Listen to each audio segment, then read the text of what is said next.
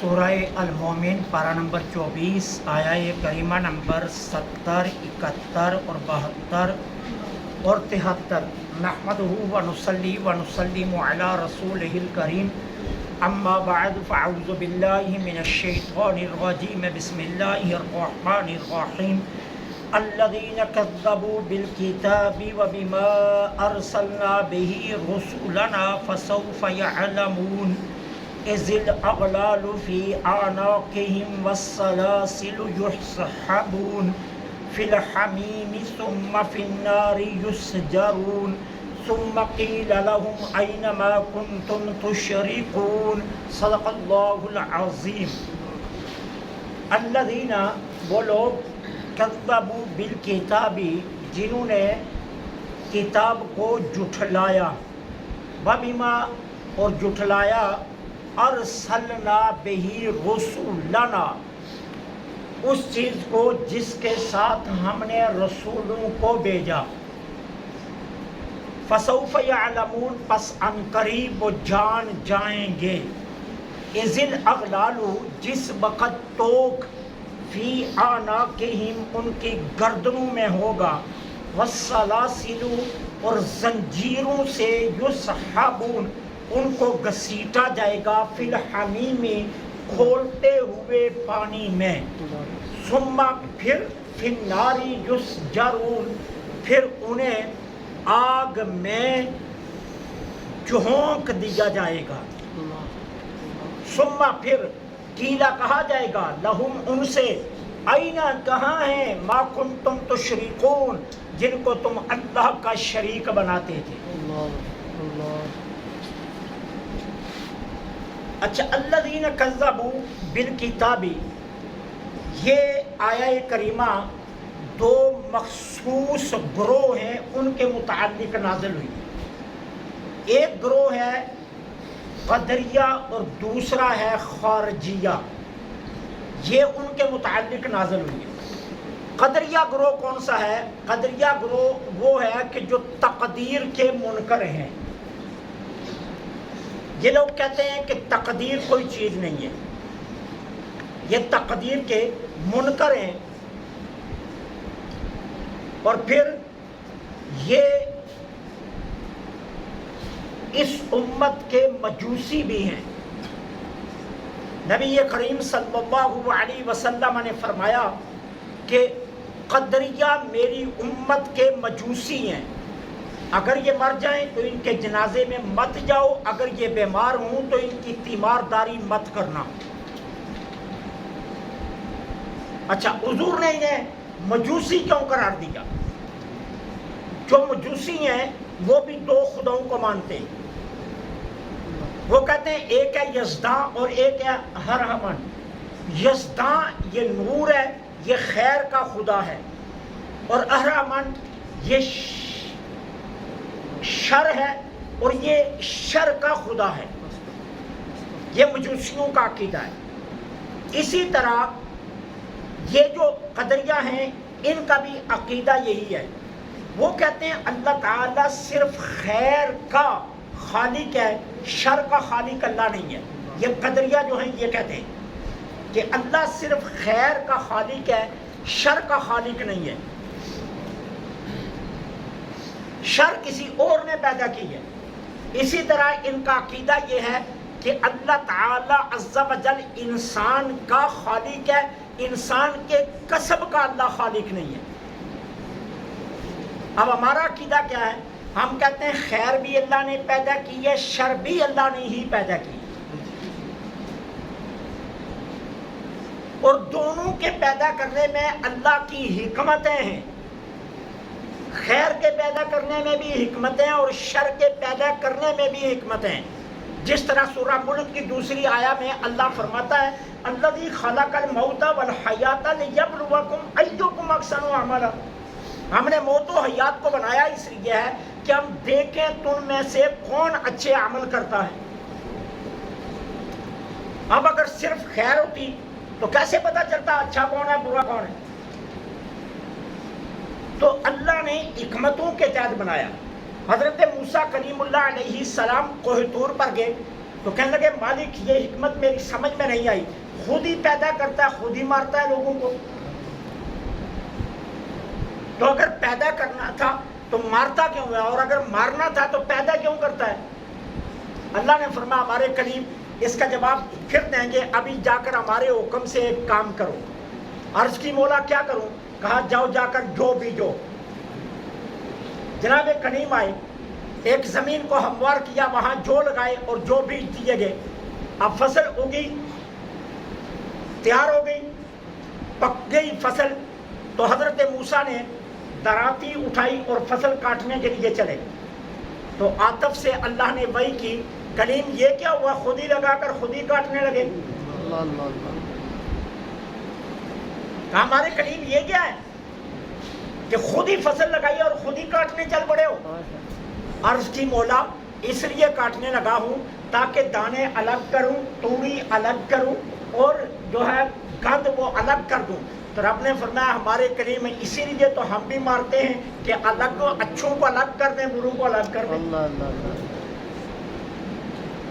اسی لیے تو ہم بھی مارتے ہیں۔ تو اللہ نے جو چیز بنائی ہے اس میں حکمت ہے اللہ کی، خیر کا بھی خالق اللہ ہے، شر کا خالق بھی اللہ ہے، انسان کا خالق بھی اللہ ہے، اور انسان کے کسب اور قصد کا بھی خالق اللہ ہے۔ ہاں فرق کیا ہے؟ فرق صرف اتنا ہے کہ انسان جس کام کا قصد کرتا ہے یا جو کسب کرتا ہے، جب وہ کسب اور قصد کرتا ہے اللہ تعالیٰ وہی فعل اس کے لیے خلق فرما دیتے ہیں، لیکن خالق اللہ ہے ہر حال میں۔ اور قدریہ اس کے منکر ہیں، قدریہ یہ کہتے ہیں کہ اللہ صرف خیر پیدا کرتا ہے، شر پیدا نہیں کرتا۔ لہذا یہ آیہ کریمہ ان کے متعلق نازل ہوئی ہے۔ اور دوسرا گروہ ہے خارجیہ۔ اب خارجیہ گروہ کون سا ہے؟ خارجیہ گروہ وہ ہے کہ جو سرکار علیہ الصلوۃ والسلام کے کچھ محبوب لوگوں کو برا کہتے ہیں، جس طرح کہ سرکار علیہ الصلوۃ والسلام نے خود ارشاد فرما دیا، حضرت انس بن مالک رضی اللہ تعالیٰ عنہ کی مرویات میں سے یہ روایت ہے، جانے جانا صلی اللہ علیہ وسلم نے فرمایا اللہ تعالیٰ نے اپنے لیے مجھے پسند کیا۔ یہ حدیث ہے، اللہ نے اپنے لیے مجھے پسند کیا، پھر میرے لیے میرے صحابہ کو پسند کیا، پھر فرمایا اللہ نے میرے لیے میرے سسرالی رشتہ داروں کو اور میرے دامادوں کو پسند کیا۔ عنقریب تم میں کچھ ایسے لوگ آئیں گے جو میرے ان رشتوں کو برا کہیں گے، خیال رکھنا وہ دین سے اس طرح نکل جائیں گے جس طرح کمان سے تیر نکل جاتا ہے۔ انس ان سے ملنا مت، ان کے پاس بیٹھنا مت، ان سے رشتہ داری مت کرنا، ان کو نہ بیٹیاں دینا نہ ان کی لینا، یہ صاف حدیث ہے۔ فرمایا ان سے کسی قسم کی رشتہ داری مت کرنا، کیوں کہ یہ میری امت کے خارج لوگ ہیں، میرا ان سے کوئی تعلق نہیں ہے۔ تو یہ آیات ان کے بارے میں آئی ہے کہ الذین کذبوا بالکتاب، یہ جو کتاب کو جھٹلاتے ہیں۔ اب کتاب کو جھٹلانے سے مراد کیا ہے؟ تقدیر کو جھٹلانا۔ جہاں کتاب سے مراد ہے قرآن کی وہ آیات جن میں تقدیر کا ذکر ہے، کہ جو تقدیر کو جھٹلاتے ہیں، وَبِمَا أَرْسَلْنَا بِهِ رُسُلَنَا، اور ان چیزوں کو جھٹلاتے ہیں جن کے ساتھ ہم نے اپنے رسولوں کو بھیجا۔ پھر فَسَوْفَ يَعْلَمُونَ، ان قریب یہ جان جائیں گے۔ کب؟ اِذِ الْأَغْلَالِ، جب توق فی اعناقہم، ان کے گردنوں میں ہوگا۔ اغلال یہ عربی زبان کا لفظ ہے، یہ غل کی جمع ہے۔ اور غل کس کو کہتے ہیں؟ غل اس چیز کو کہتے ہیں کہ جس کے وسط میں، جس کے درمیان میں کسی کو باندھا جائے۔ اور پھر یہ زبان کے اعتبار سے توق کے معنی میں استعمال ہونے لگا یہ لفظ۔ آناق یہ جمع ہے اونق کی، اور اونق کہتے ہیں گردن کو۔ مراد پھر کیا بنے گا کہ وہ تو کہ جس سے ہاتھ گردن کے ساتھ جوڑ کر باندھ دیے جائیں گے. یوں ہاتھوں کو گردن سے جوڑا جائے گا اور پھر باندھ دیا جائے گا یہاں. ذل اغلال فی اعناقہم والسلاسل، اور سلاسل یہ سلسلہ کی جمع ہے. اور سلسلہ کس کو کہتے ہیں؟ اس زنجیر کو کہ جس کے ساتھ باندھا جائے.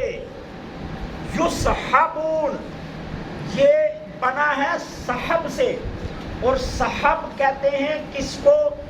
بادل کو. سحاب بھی بادل کو کہا جاتا ہے. اور معنی کیا ہوگا؟ پکڑ کر گھسیٹنا. یہ گھسیٹنے کا معنی اس لیے کیا جا رہا ہے کہ بادلوں کو ہوا زبردستی گھسیٹ کر لے کر جاتی ہے. تو یسحبون انہیں جب باندھ کر زنجیروں سے زبردستی گھسیٹا جائے گا.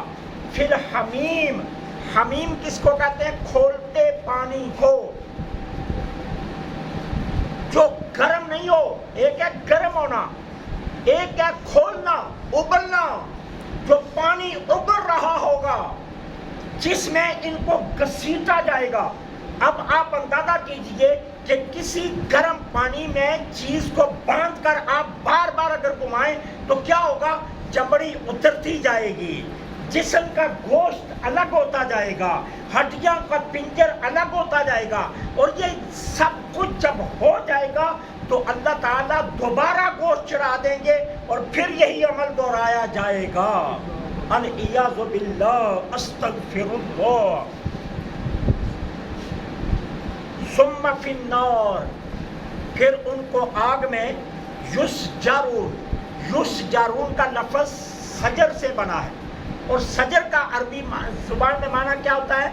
تنور میں ایندھن ڈال کر، تنور میں لکڑیاں ڈال کر آگ جلانا، اور پھر آگ اتنی جلانا کہ اس کے شعلے تنور سے بھی باہر آنا شروع ہو جائیں. اس کو عربی زبان میں یسجرون کہتے ہیں. کہ پھر ان کو جہنم کے اس کنویں میں جھونکا جائے گا کہ جس کے شعلے اس کی تہ سے اس کے منہ تک باہر آ رہے ہوں گے. جن کو؟ قدریہ کو، خارجیہ کو، جو تقدیر کے منکر ہیں اور جو نبی کریم صلی اللہ علیہ وسلم کے مقدس رشتوں پر زبان تان دراز کرتے ہیں، جو حضور کے مقدس رشتوں کے متعلق باتیں کرتے ہیں. اللہ کو تو یہ بھی پسند نہیں ہے کہ جس شہر میں میرا محبوب رہا اس شہر کے رہنے والوں کے خلاف بات کی جائے. وہ کیا ہیں؟ علامہ ضیاء الدین مدنی رحمت اللہ علیہ، جن کے مرقد مبارک جنت البقیع میں ہے، وہ انہوں نے فرمایا ہے. اور پھر علامہ ضیاء الدین مدنی کے جو شیخ ہیں انہوں نے بھی فرمایا ہے. اعلیٰ حضرت امام اہل سنت نے بھی لکھا ہے کہ اہل مدینہ کے کسی عمل کو کبھی اپنے درمیان ڈسکس مت کرنا. اہل مدینہ کے متعلق کوئی بات مت کرنا. اور امام اہل سنت نے تو ایک واقعہ لکھا ہے کہ ایک صاحب 20 برسوں سے مسجد نبوی میں رہ رہے تھے، اور مسجد نبوی میں قیام تھا، وہیں سوتے، وہیں عبادات میں مشغول رہتے، وہیں کھاتے پیتے. تو ایک دن بازار نکلے، بازار سے دہی لیا اور کھایا، تو کہا مدینہ پاک کا دہی ترش ہے. بس اتنا اپنی زبان پر لائے کہ آج مدینہ پاک کا دہی ترش ہے. تو سرکار دو عالم صلی اللہ علیہ وسلم رات کو خواب میں تشریف لائے، فرمایا اگر ہمارے شہر کا دہی تجھے پسند نہیں ہے تو پھر ہمارا شہر چھوڑ دے، پھر ہمارے شہر میں مت رہے. اگر تجھے ہمارے شہر کا دہی پسند نہیں ہے نا تو پھر ہمارا شہر چھوڑ دے. 20 سال سے مسجد نبوی میں رہ رہے. تو اس لیے اللہ کو تو یہ بھی پسند نہیں ہے کہ حضور کے شہر کے متعلق کوئی زبان دراز کرے، حضور کے جو ہے نا پیارے وطن کے متعلق کوئی کچھ کہے، چاہے جائے کہ حضور کے پیاروں کے متعلق کچھ کہی گئے.